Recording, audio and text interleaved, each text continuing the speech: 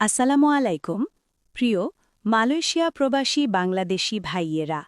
মালয়েশিয়ায় কর্মী শূন্যতা পূরণে কলিং ভিসায় কর্মী প্রেরণ। বর্তমান বিশ্বায়নের যুগে শ্রমবাজার একটি গুরুত্বপূর্ণ আন্তর্জাতিক বাস্তবতা। বিভিন্ন দেশে অর্থনৈতিক উন্নয়ন, শিল্পায়ন ও অবকাঠামোগত সম্প্রসারণের ফলে বিপুল সংখ্যক শ্রমিকের প্রয়োজন দেখা দেয়। দক্ষিণ পূর্ব এশিয়ার একটি উন্নয়নশীল দেশ মালয়েশিয়াও বর্তমানে বিভিন্ন খাতে কর্মী শূন্যতার সমস্যায় ভুগছে। এই শূন্যতা পূরণে শিগগিরই কলিং ভিসার মাধ্যমে বিদেশি কর্মী গ্রহণের উদ্যোগ নেওয়া হচ্ছে, যা বাংলাদেশের জন্য একটি গুরুত্বপূর্ণ সুযোগ হিসাবে বিবেচিত হচ্ছে। মালয়েশিয়ার নির্মাণ, উৎপাদন, কৃষি, প্লান্টেশন ও সেবা খাতে দীর্ঘদিন ধরে শ্রমিক সংকট বিদ্যমান। কোভিড পরবর্তী সময়ে এই সংকট আরও প্রকট আকার ধারণ করেছে। দেশটির অর্থনৈতিক চাকা সচল রাখতে বিদেশি কর্মীর ওপর নির্ভরতা বেড়েছে। এই প্রেক্ষাপটে মালয়েশিয়া সরকার কলিং ভিসা প্রক্রিয়ার মাধ্যমে দ্রুত কর্মী নিয়োগের সিদ্ধান্ত নিয়েছে। কলিং ভিসা হল এমন একটি ভিসা ব্যবস্থা যেখানে নিয়োগকর্তা সরাসরি বিদেশি কর্মীকে কাজের জন্য আমন্ত্রণ জানায়। এই পদ্ধতিতে কর্মী নিয়োগ অপেক্ষাকৃত স্বচ্ছ, দ্রুত এবং নিয়ন্ত্রিতভাবে সম্পন্ন করা সম্ভব। বাংলাদেশের মতো জনবহুল দেশে, যেখানে বিপুল সংখ্যক দক্ষ ও অদক্ষ শ্রমশক্তি রয়েছে, সেখানে এই উদ্যোগ কর্মসংস্থানের নতুন দিগন্ত উন্মোচন করবে। বাংলাদেশ থেকে মালয়েশিয়ায় কর্মী প্রেরণ শুরু হলে একদিকে যেমন বেকারত্ব কমবে, অন্যদিকে বৈদেশিক রেমিটেন্স আয় বৃদ্ধি পাবে। রেমিটেন্স দেশের অর্থনীতির একটি গুরুত্বপূর্ণ চালিকা শক্তি। পাশাপাশি প্রবাসী কর্মীরা বিদেশে কাজের অভিজ্ঞতা ও দক্ষতা অর্জন করে দেশে ফিরে এলে তা জাতীয় উন্নয়নে ইতিবাচক ভূমিকা রাখবে। তবে এই সুযোগের পাশাপাশি কিছু চ্যালেঞ্জও রয়েছে। দালাল চক্রের প্রতারণা, অতিরিক্ত অভিবাসন ব্যয় এবং কর্মীদের অধিকার সংরক্ষণের বিষয়গুলো যথাযথভাবে নিশ্চিত করা প্রয়োজন। সরকার ও সংশ্লিষ্ট কর্তৃপক্ষের দায়িত্ব হবে স্বচ্ছ নিয়োগ প্রক্রিয়া নিশ্চিত করা এবং কর্মীদের আইনগত ও মানবিক সুরক্ষা প্রদান করা।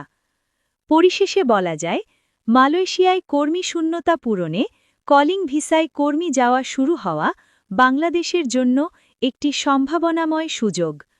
সঠিক পরিকল্পনা, দক্ষতা উন্নয়ন ও কার্যকর তদারকির মাধ্যমে এই উদ্যোগ দেশের অর্থনীতি ও কর্মসংস্থানে উল্লেখযোগ্য অবদান রাখতে পারে। এদিকে মালয়েশিয়ায় অবৈধ শ্রমিকদের ধরপাকড় অভিযান।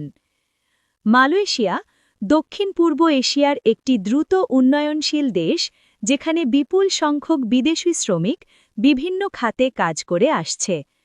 তবে দীর্ঘদিন ধরে দেশটিতে অবৈধভাবে অবস্থানরত ও কাজ করা শ্রমিকদের সংখ্যা বৃদ্ধি পেয়েছে, যা সামাজিক, অর্থনৈতিক ও নিরাপত্তাজনিত নানা সমস্যার সৃষ্টি করেছে।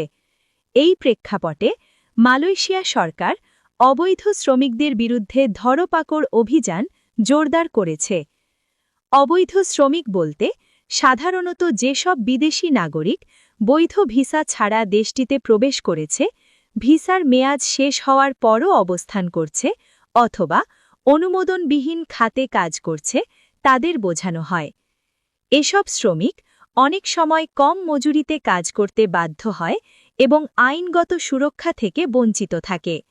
এর ফলে শ্রমবাজারে অসাম্য তৈরি হয় এবং বৈধ শ্রমিকদের ওপরও নেতিবাচক প্রভাব পড়ে।